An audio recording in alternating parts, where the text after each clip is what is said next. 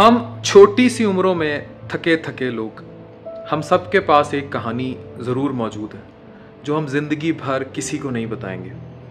बाज़-औक़ात आपकी शराफत, आपकी मोहब्बत का फ़ायदा वो लोग उठाते हैं जो ख़ुद 2 टके के भी नहीं होते।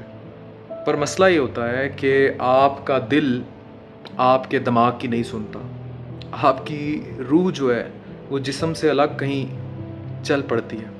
फिर ज़िंदगी भर एक थकान होती है, एक बोझ होता है और इंसान अपनी की गई गुस्ताखी को तमाम उम्र भुगतता है। तो ज़िंदगी में कभी ऐसी थकान आए तो कोई बात नहीं, ज़िंदगी से सबक सीखिए और याद रखिए कि जिसको दिल ने तस्लीम किया था उसको दिमाग ने तस्लीम नहीं किया था और वो आपके नसीब में नहीं था। और ऐसा नहीं कि बदनसीब आप थे, बदनसीब वो था।